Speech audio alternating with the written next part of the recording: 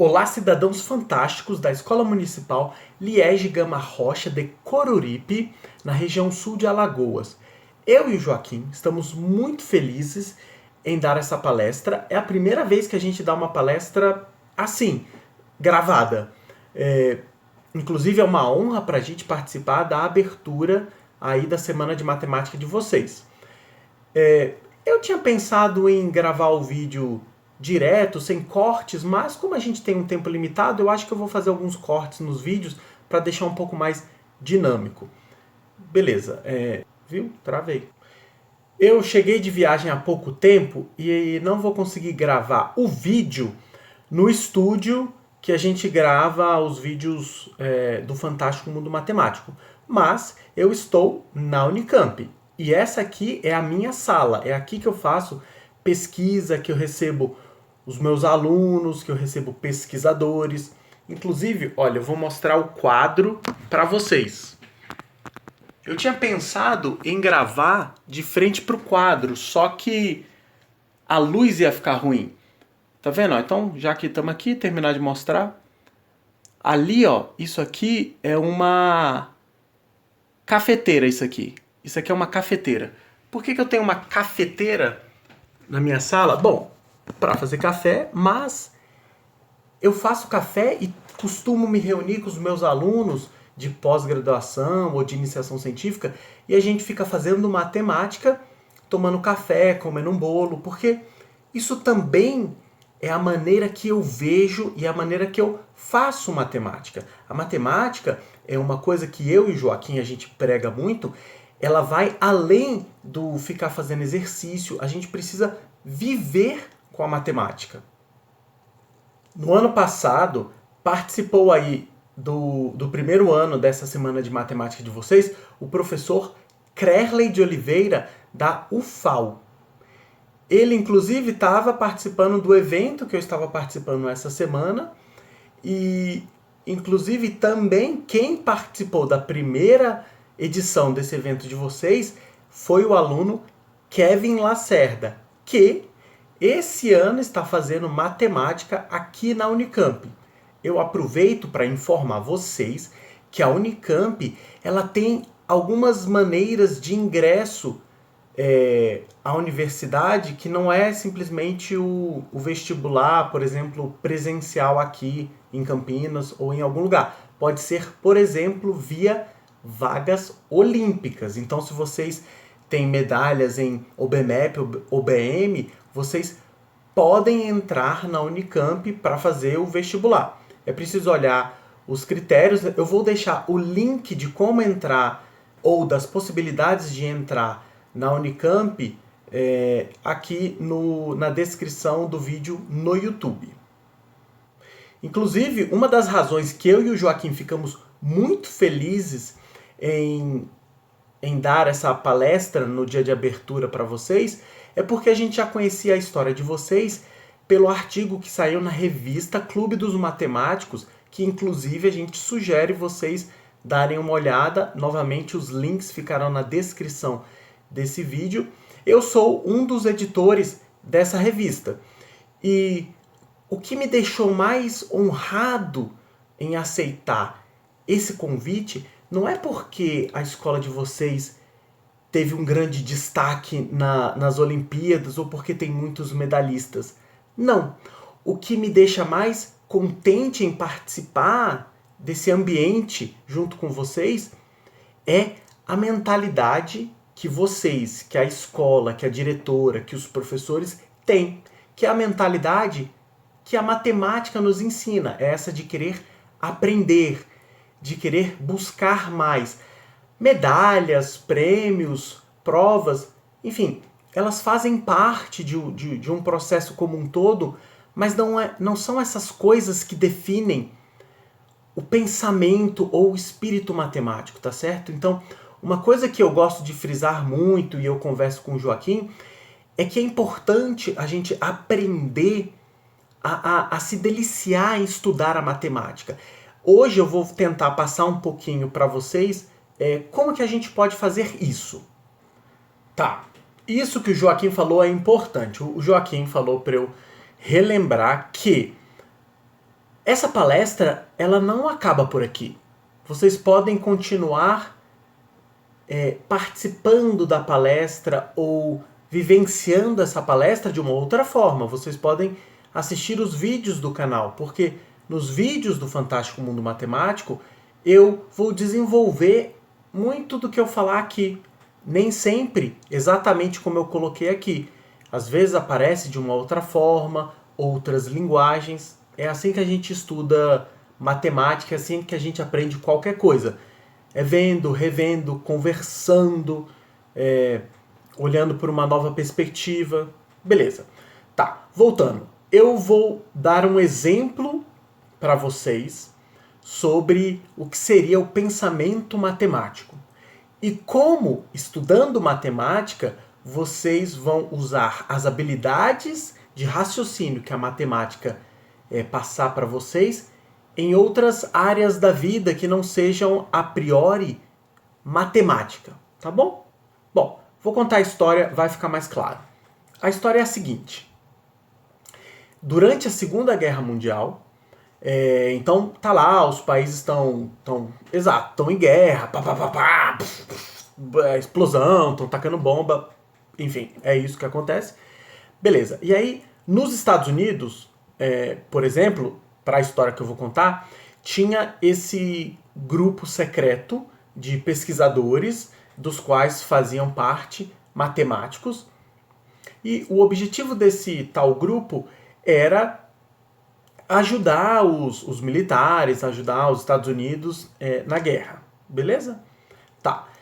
E aí, fazia parte desse grupo um matemático húngaro chamado Abraham Wald. E tá, ele tava lá tranquilo, bom, tranquilo não, né? Tava na Segunda Guerra Mundial e os militares chegaram com um problema ou com uma dúvida para que esse grupo secreto aí ajudassem eles a resolver. Tá. O que era que os militares estavam buscando ajuda? Os militares falaram o seguinte: olha, tá tendo a guerra, os aviões levam tiros, e a gente detectou que, bom, digamos assim, aqui está o avião e nós detectamos que uma determinada região está levando muito mais tiro do que as outras regiões. Então, essa região dos aviões que estão levando mais tiros, na visão dos militares, o que deveria ser feito?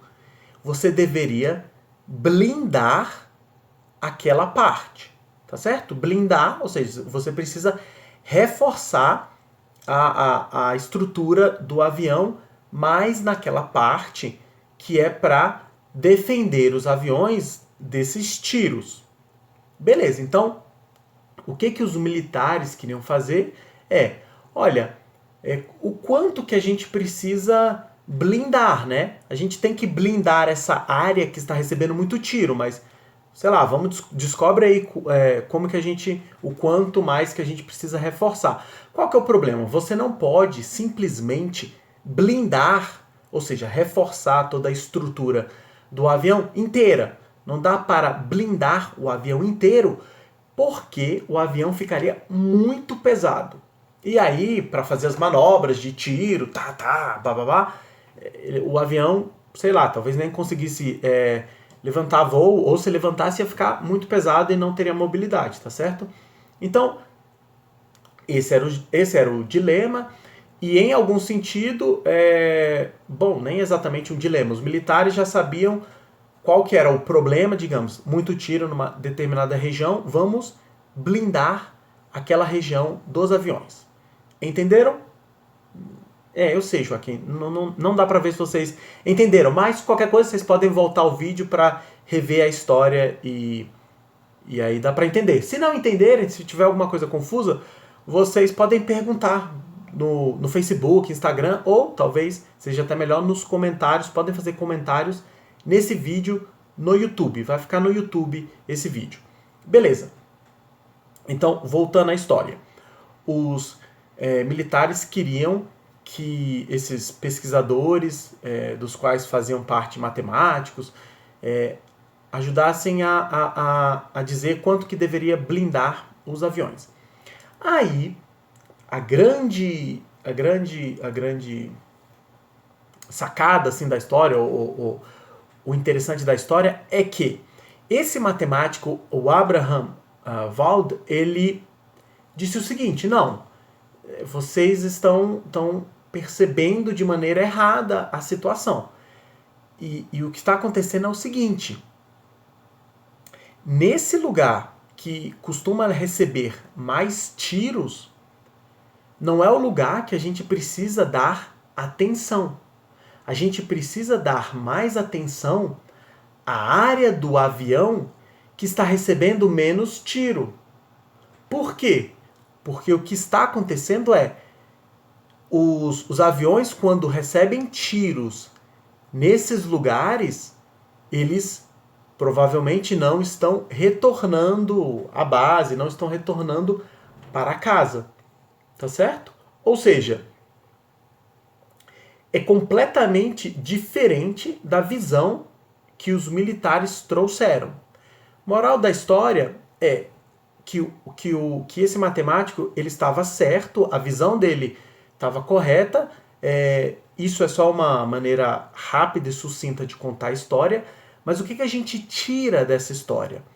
É o seguinte: esse matemático, ele não tem treinamento militar, ele não é militar, ele não foi treinado para atuar em guerra, em conflitos, mas ele é uma pessoa que tem o pensamento matemático. E o que a gente faz? O que a gente faz na matemática? A gente investiga possibilidades, a gente testa situações. A matemática, como que a gente resolve um problema ou tenta fazer qualquer coisa? Não é sentando e fazendo, é tentando, é pensando, é buscando outras saídas. Então, o que o Abraham fez? Ele pensou em possibilidades e tenta entender de uma maneira abstrata o que estava acontecendo. E ali ele percebe que a visão que os militares trouxeram não era adequada para lidar com o problema. Então, percebam. Moral da história é: o pensamento matemático, ele te dá poderes. Ele te dá superpoderes. Por quê? Usando esse exemplo, uma pessoa que não tem um treinamento em uma determinada área desenvolve habilidades extremamente avançadas sobre algo que ela ainda não tinha tido contato. Tá certo? Então, eu quero que vocês pensem um pouco nesse exemplo e nessa história que eu contei para entender o seguinte: quando vocês estão aí estudando matemática, treinando para participar das Olimpíadas, existe muito mais coisa em jogo. Vocês estão aprendendo muito mais do que vocês acham que estão aprendendo. Então, entendam que vocês se dedicarem, vocês estudarem, tentarem, a maneira que você olha um problema, isso tudo faz parte da formação de vocês como pessoas que desenvolvem o pensamento crítico, que desenvolvem a criatividade, tá bom? A principal mensagem que eu e o Joaquim a gente gostaria de passar para vocês é: entendam que ao estudar matemática, vocês estão aprendendo muito mais do que meramente resolver exercícios. Vocês já devem ter se passado pela seguinte situação: alguém pergunta, para que eu vou utilizar a fórmula de Bhaskara? O Joaquim falou que várias vezes os amigos dele falam isso. Note, alguém pode ser que vá crescer e nunca vai usar a fórmula de Bhaskara? Sim, absolutamente normal. Mas a questão é mais profunda. Quando a gente estuda a fórmula de Bhaskara, quando a gente lida com problemas, nós estamos aprendendo a pensar. Então, o que vocês vão levar para sempre é aprender a pensar. É a vontade de trabalhar. É vocês não se desesperarem quando vocês têm que lidar com um problema, tá certo? Então, a todo instante que vocês estiverem tendo dificuldade, ou que vocês estiverem confusos, ou que vocês não sabem muito bem o que é para fazer, entendam que vocês estão treinando muito mais do que uma questão técnica. Vocês estão se preparando para a vida. Vocês serão pessoas que pensam de maneira crítica, serão criativos, e é isso que o mundo precisa. Tá. Olha, o Joaquim disse que caberia bem um comentário muito rápido sobre algo que eu falei no último vídeo. O último vídeo do Fantástico Mundo Matemático, eu estava apresentando um cenário novo, mas eu contei uma historinha que aconteceu com o Joaquim. Vou falar rapidamente de novo o que era a história. A história era, o Joaquim estava tentando quebrar uma pedra e depois de muito tempo batendo na pedra, a pedra quebrou. A questão é a seguinte, a pedra não ia quebrar da primeira vez que o Joaquim batesse nela, tá certo? Então, ele precisava ficar batendo na pedra até que a pedra quebrasse.